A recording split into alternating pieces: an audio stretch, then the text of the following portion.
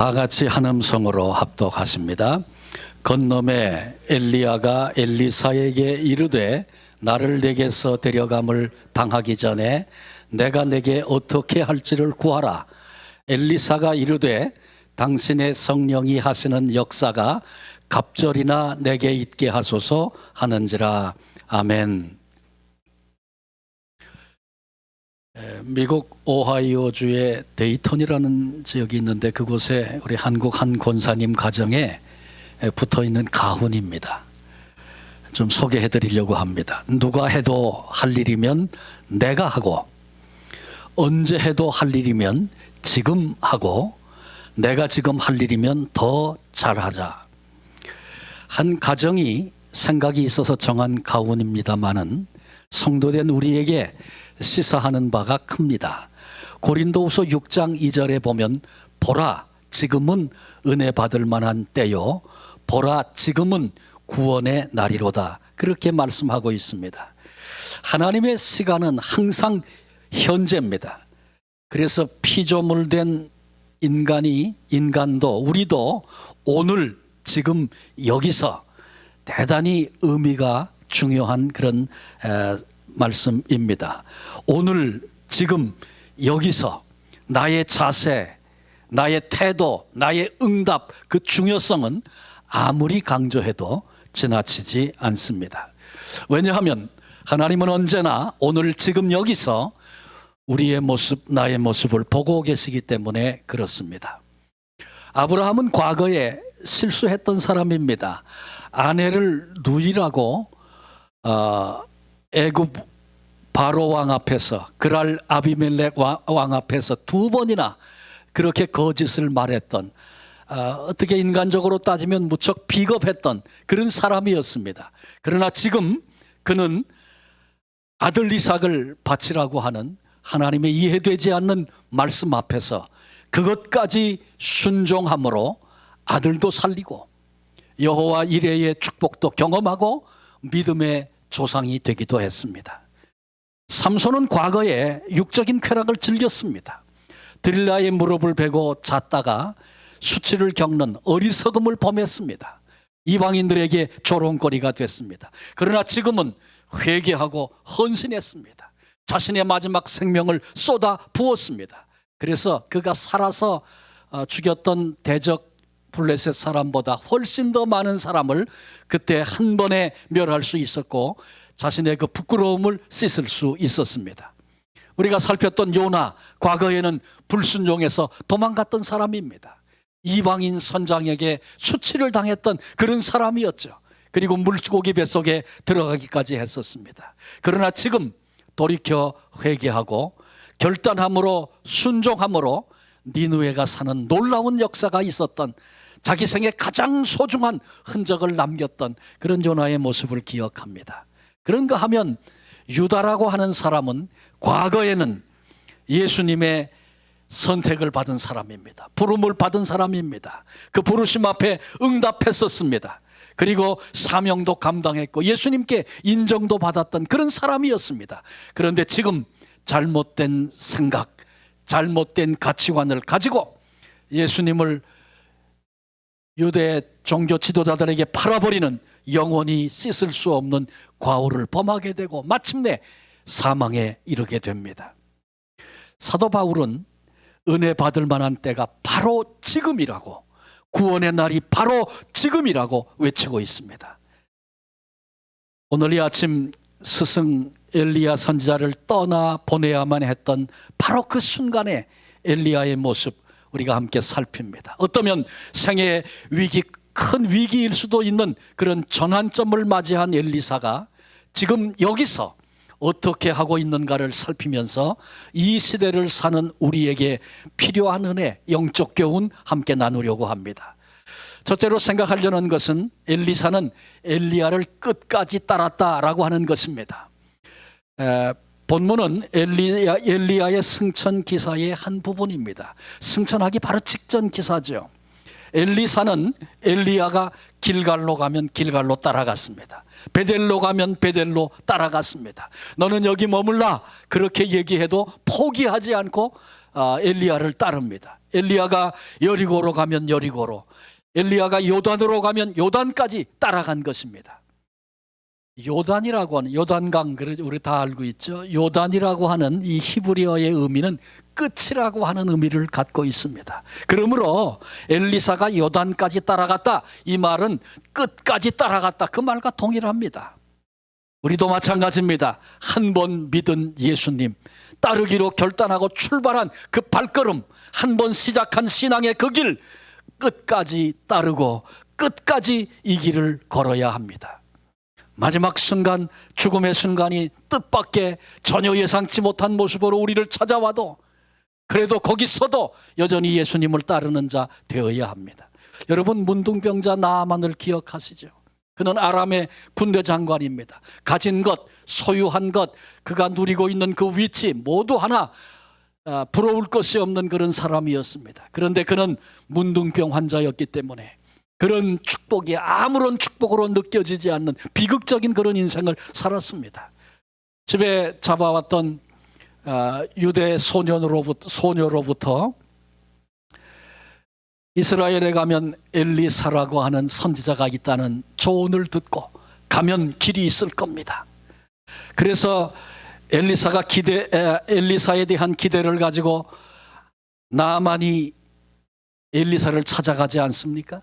그런데 엘리사가 문 밖에 나오지도 않고 사람 보내가지고 요단강에 가서 7번 목욕하라, 그렇게 얘기했습니다.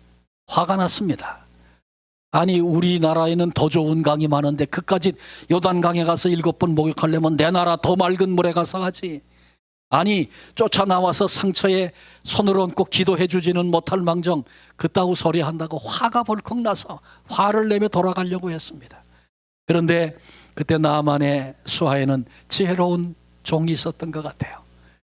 장군님, 우리가 대접받으려고 왔습니까?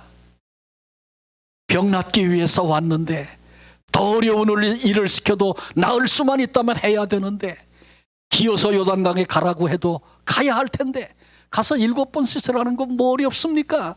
감사합니다. 그러고 가서 씻으면 되죠. 그 얘기를 듣고 나아만이 생각해 보니 그래요, 지금 뿔뚝거리고 자존심 세우고 그럴 때가 아니었습니다. 그 종의 얘기를 듣고 갔습니다. 가서 목욕하는데 1번, 2번, 7번까지 하죠.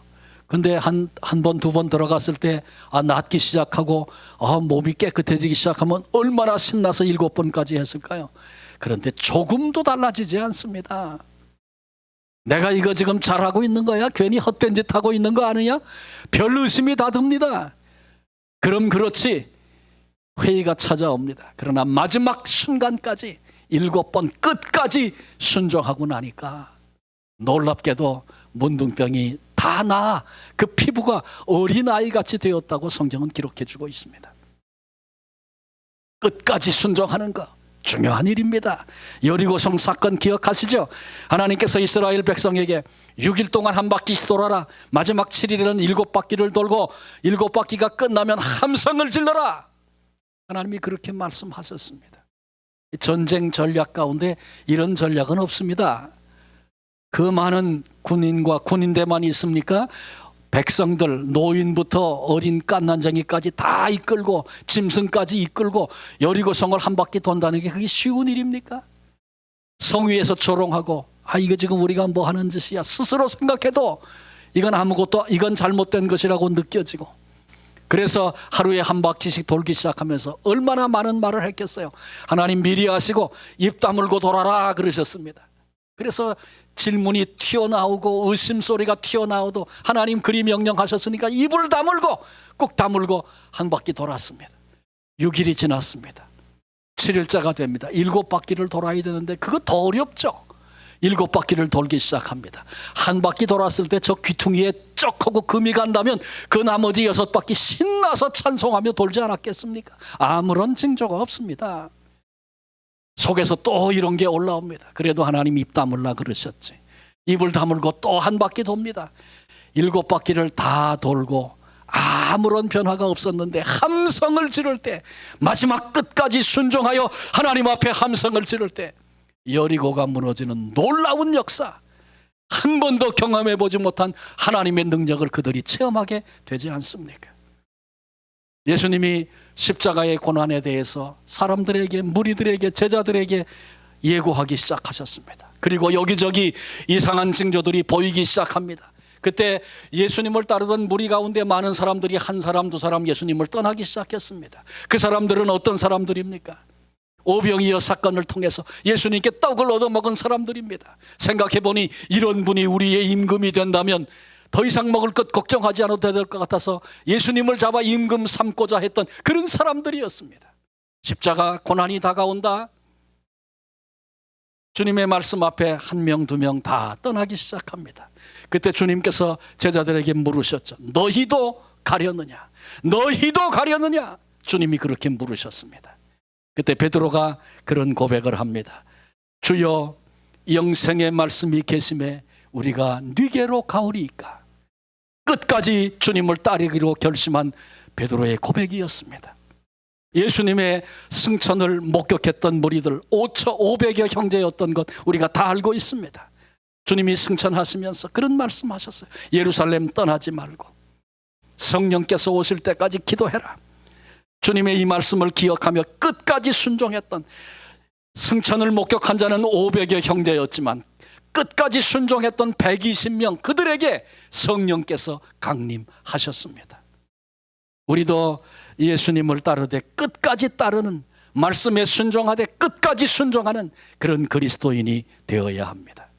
우리 가운데 혹시 오늘까지 신앙의 길 걸어오면서 내 생각대로 풀리지 않고 복잡하고 어려운 문제가 우리 앞을 가로막아서 혹시 머뭇거리고 계신 분들은 안 계십니까? 믿음의 방식으로 살다가 다른 방식으로 살아볼까 그렇게 생각하는 분은 안 계십니까? 너희가 성령으로 시작하였다가 육체로 마치겠느냐? 사도 바울의 경고를 들어야 합니다. 주님이 우리를 지켜보고 계십니다. 주님은 우리가 끈질기게 끝까지 따르기를 명령하시고 기대하시고 기다리고 계십니다. 손해보는 것 같아도, 늦어지는 것 같아도, 어리석어 보이는 듯해도 우리 모두 끝까지 신앙의 길을 걸으며 신앙의 방식으로 살아가는 복된 성도들이 되시기를 바랍니다. 두 번째로 엘리사는 성령의 갑절의 역사를 구했습니다. 당신의 성령이 하시는 역사가 갑절이나 내게 있게 하소서. 엘리사가 세상의 명예를 구한 것이 아니고 물질이나 영광을 구한 것이 아닙니다. 엘리야와 함께 하시던 하나님의 능력, 성령의 역사, 갑절이나 있기를 구합니다. 이는 엘리야보다 높아지려는 교만 때문 아니었습니다. 자기 이름을 떨치기 위한 영웅심 때문 아니었습니다. 자신의 세속적인 허영심 때문 아니었습니다. 시대는 점점 더 악해지고 이에 비하면 나는 약하기 짝이 없는 존재에 불과하다는 것 스스로 너무나 잘 알기 때문에 성령의 역사, 성령의 힘이 없이는 승리할 수 없다는 사실을 엘리사가 알았기 때문에 갑절의 성령의 역사를 구한 것입니다. 성경은 이렇게 약속합니다. 그때에 내가 내 영을 남종과 여종에게 부어줄 것이며, 요엘 선지자가 그렇게 예언했고 사도행전의 베드로는 이것을 사실로 경험하여 성령의 강림을 맛보게 됩니다. 하나님의 최대의 약속입니다. 남종과 여종에게, 사모하는 모든 이들에게 성령을 부어주시겠다고 약속하셨습니다. 가장 큰 언약과 약속을 우리에게 주셨는데 만일 내가 이 약속을 소홀히 한다든지 전혀 관심을 갖지 않는다든지 그런다면 우리는 참 불쌍한 자가 되고 마는 것입니다. 우리는 전심으로 성령의 역사를 구해야 합니다. 인간의 일은 인간의 지혜, 인간의 경험, 인간의 힘, 인간의 열심 그런 거 가지고 감당할 수 있습니다. 그러나 하나님의 일은 위로부터 임하시는 하나님의 능력을 받지 않고는 감당할 수 없는 것입니다. 영적인 사람이 되는 일, 참된 하나님의 자녀가 되는 일, 주 안에서 승리자가 되는 일, 영생에 이르는 일, 이것은 하나님의 능력을 힘입지 않고는 불가능한 일입니다. 성령의 다스림이 없이는 할 수 없는 일이다, 그런 말씀입니다. 만일 우리가 예수 믿는다고 하면서 성령을 받지 못한다면 불행한 사람이 되고 맙니다. 이미 우리 안에 와 계신 성령님을 무시하고 산다면 불쌍한 자가 되고 마는 것입니다. 기름이 말라버린 기계와 같은 존재, 시동이 꺼져버린 자동차와 같은 존재, 비 없는 구름, 열매 없는 무화과 나무와 같은 것입니다. 이렇게 되면 축복도 끝나고 영광도 끝나는 것입니다.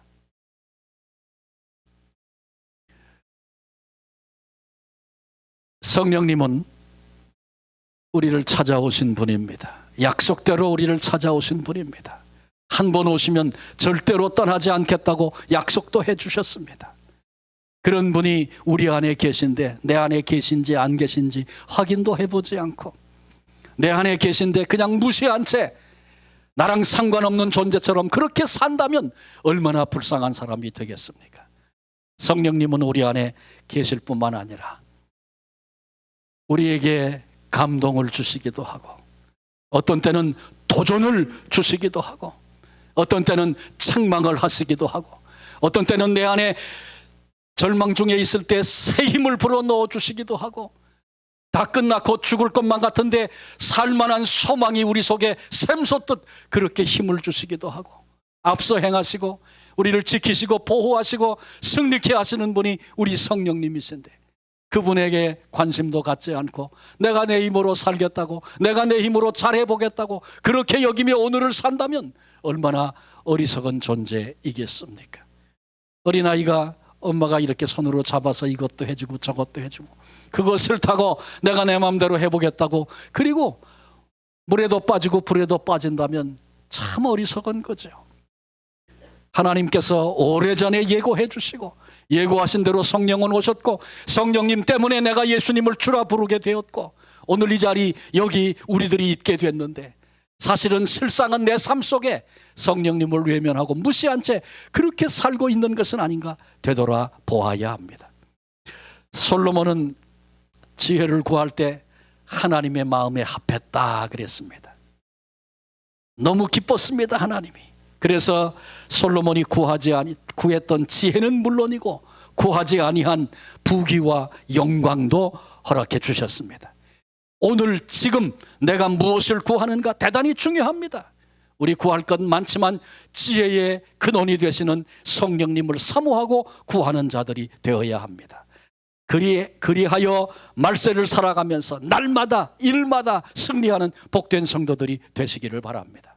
아침에 눈을 뜨면 성령님 감사합니다. 지나간 밤에 평안한 점 주셔서 오늘도 무지하고 지혜롭지 못한 저를 불쌍히 여기시고 보게도 하시고 알게도 하시고 지혜도 주셔서 성령님 기뻐하시는 삶을 살게 해주세요. 아침에 눈을 뜨고 성령님께 의탁하고 맡기고 오늘 내가 이런 일을 해야 되는데 내 힘으로 할 수 없는 겁니다. 내가 오늘 누구를 만나서 권면해야 될 텐데 내 힘으로 하지 못합니다. 성령님 내게 지혜를 주시고 성령의 언어를 내 입술에 주세요. 감정이 치솟고 내가 억제할 수 없는 그런 순간이 됐을 때 내 안에 계신 성령님을 의지하고 성령님 나는 내 감정도 스스로 억제할 수 없는데 성령님이 나를 제어해 주세요. 성령님께 맡길 수도 있고 때마다 시마다 동행하시는 성령님과 대화하면서 성령님의 힘을 힘입어 오늘을 승리로 살아가는 그런 성도가 복된 성도 아니겠습니까? 남은 생애 동안에 성령의 역사를 이같이 기대하며 엘리사가 갑절에 엘리야의 갑절에 성령의 역사를 구했던 것처럼 성령님이 갑절이나 내게 역사해 주시도록 구하고 그리고 의지하고 부탁하고 그 손에 붙들려 승리하며 사는 우리 모두가 되시기를 바랍니다. 마지막 세 번째로 엘리사는 승천하는 엘리야를 바라보았다 그렇게 말씀하고 있습니다. 오늘 읽지 않았지만 엘리야가 승천할 때 12절에 보니까 엘리사가 보고 소리 지르되 내 아버지여 내 아버지여 이스라엘의 병거와 그 마병이여 하더니 다시 보이지 아니하는지라. 엘리사는 보이지 아니할 때까지 엘리야를 바라봤다. 본문의 기록입니다. 우리는 쉽게 그렇게 다 이해하고 있죠. 구약은 모형이고 신약은 실체다. 그러니까 이 본문은 모형이 되는 겁니다. 엘리사가 엘리야를 끝까지 바라봤다. 이건 모형입니다. 구약시대에 되어졌던 한 사건입니다. 그러나 이것은 오늘 우리에게 실제가 됩니다. 그래서 오늘날 성도된 우리가, 내가 끝까지 주님을 바라봐야 할 것을 우리에게 가르쳐주고 있습니다. 보라, 세상 죄를 지고 가는 하나님의 어린 양이로다. 보라, 세상 죄를 지고 가는 하나님의 어린 양이로다. 세례 요한이 예수님을 처음 뵙고 증거하는데, 세상 죄를 지고 가는 하나님의 어린 양 예수 그리스도를 보라고 그렇게 명령하고 있습니다. 이 보라는 헬라어는 이데라고 하는 단어인데, 이 단어는 화가가 모델을 앞에 놓고 바라본다, 그런 의미를 가지고 있습니다. 화가가 그림을 그릴 때 모델을 앞에 놓고 모델을 주시해 봅니다. 섬세한 부분까지 주시해 보고 그려야 그 모델을 그림으로 그려낼 수 있는 것이죠. 신앙생활은 마찬가지입니다.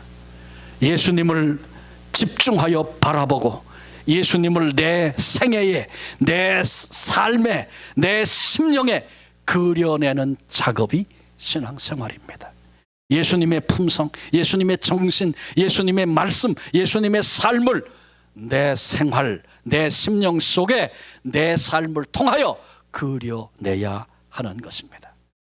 그런데 믿는다고 말은 많이 하는 그리스도인들 가운데 예수님은 바라보지 않고 다른 것, 세상에 추한 것 바라봄으로 추잡한 태도가 몸에 배고 불결한 냄새가 퍼지고 주님의 영광을 가리는 일들이 얼마나 많은지 모릅니다.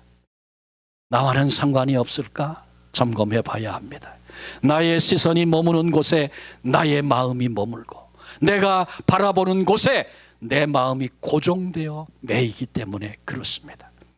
그래서 히브리서 기자는 믿음의 주여 또 온전케 하시는 이인 예수 그리스도를 바라보자고 우리에게 권면하고 있습니다.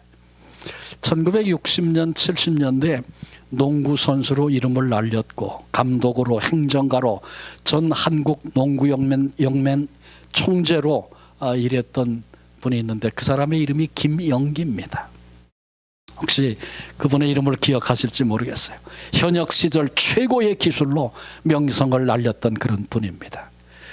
그분이 농구를 시작하고 배제고등학교에서 첫 번째 경기를 할 때 첫날 당연히 모든 선수가 그러듯이 후보로 출발을 합니다. 중간에 갑자기 코치가 불러서 너 나가라. 그래서 나왔습니다.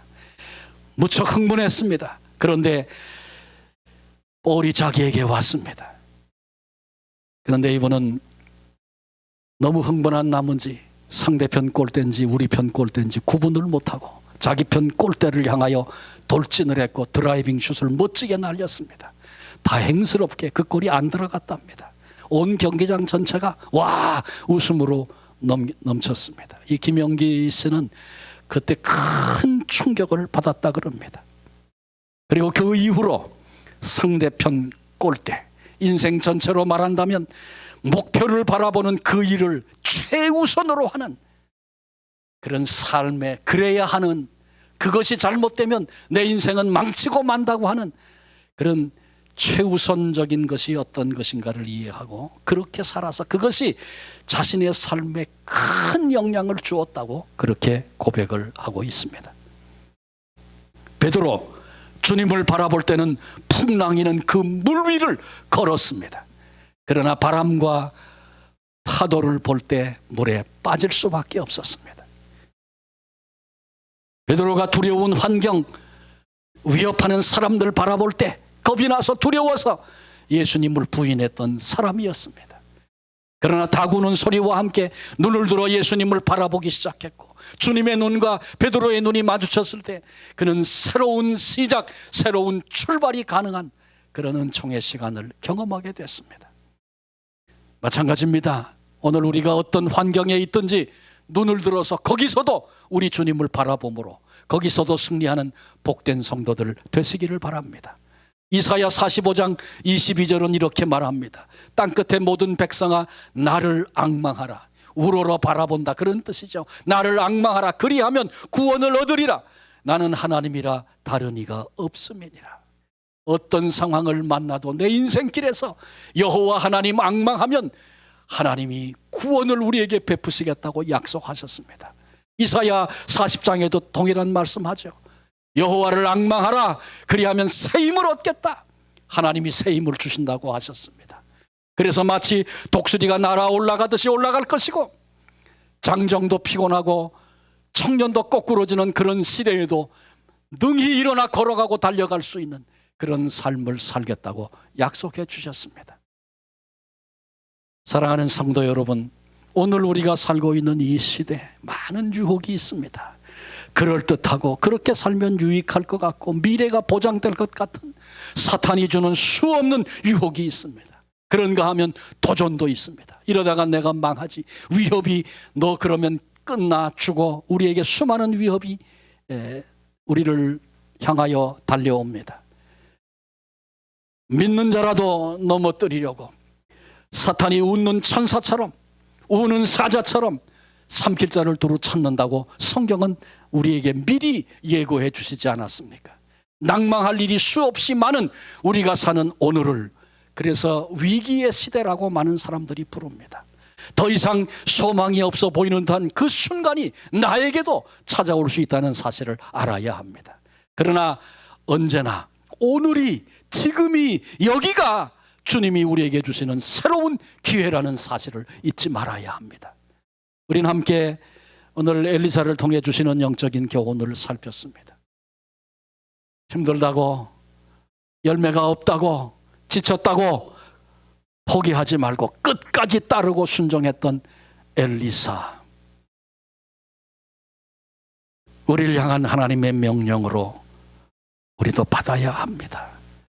하나님의 명령을 듣고 하나님의 도전 앞에서 그렇게 한번 살아보겠다고 결심하고 발걸음을 옮겼던 순간들 잊지 말아야 합니다. 그리고 뒤돌아서면 안 됩니다.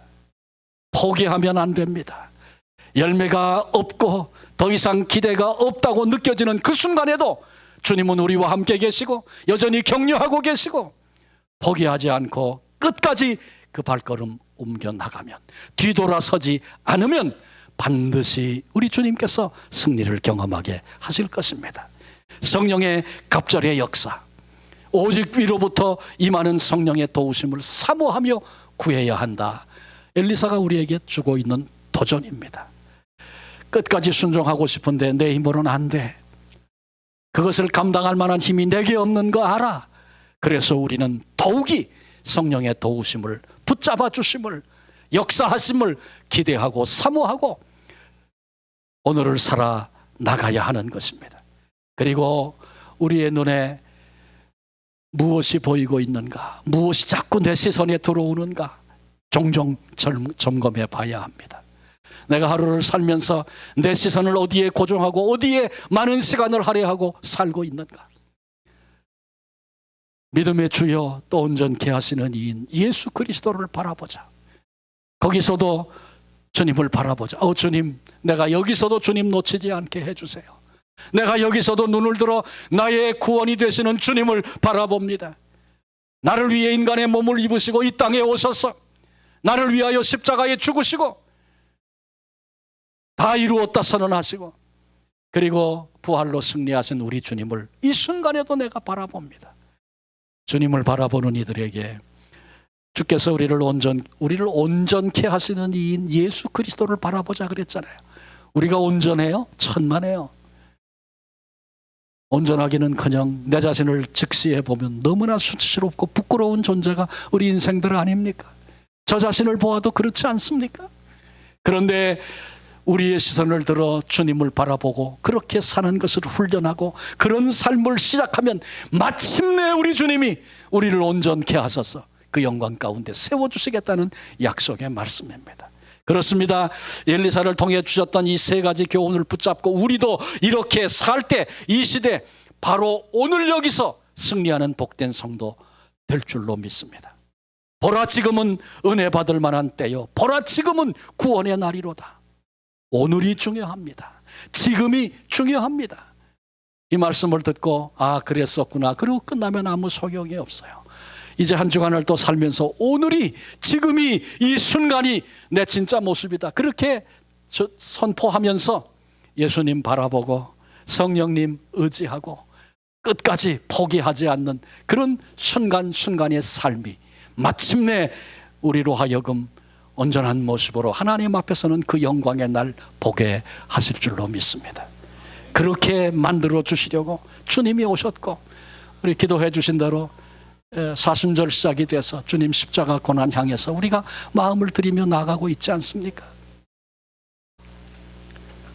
우리 안에 이런 승리의 영광 앞에 서기를 원하시는 우리 주님의 마음, 그래서 내가 죽었단다, 네 힘으로 안 되기 때문에 그래서 내가 이 땅에 왔단다, 오늘도 내가 성령으로 너와 함께해 말씀하시는 주님의 음성을 듣고 이 어려운 시대에 끝까지 승리하는 한 분 한 분 되시기를 주님의 이름으로 축원합니다. 기도하시겠습니다.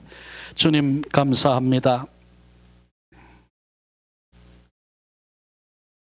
엘리야가 승천함으로 홀로 이 땅에 남게 된 엘리사, 생의 위기일 수 있는 그 순간 그가 어떻게 했는가 함께 살피면서 위기의 바람이 불고 마지막 세대를 살고 있는 우리들, 개인적인 가정적인 교회적인 고난의 바람이 불고 있는 이 시대 속에서 오늘 지금 나는 어떻게 해야 할 것인가 말씀을 통해 나눴습니다.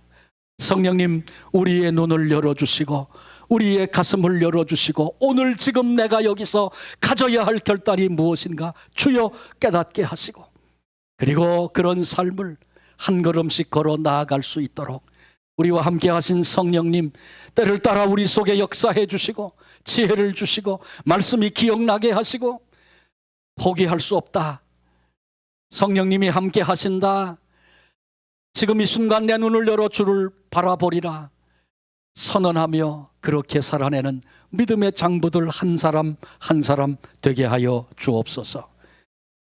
모두가 다 세상의 관심만 가지고 이 땅을 살아가는 이때에 영적인 관심에 눈이 열리고 귀가 열리고 가슴이 열려져서 또 다른 모습으로 살아가야 할 이유가 분명한 한 분 한 분 되게 해주시고, 그것이 오늘도 우리에게는 기쁨이 되고 즐거움이 될 수 있도록 주님 도우시고, 그때 함께 하시는 성령님이 주시는 위로함이 우리의 가슴 속에 넘쳐 주시는 평강을 누리는 하나님의 사람들, 그리고 한 주간의 삶이 되도록 복을 내려 주시옵소서. 우리의 소망 되신 예수 그리스도의 이름으로 기도합니다. 아멘.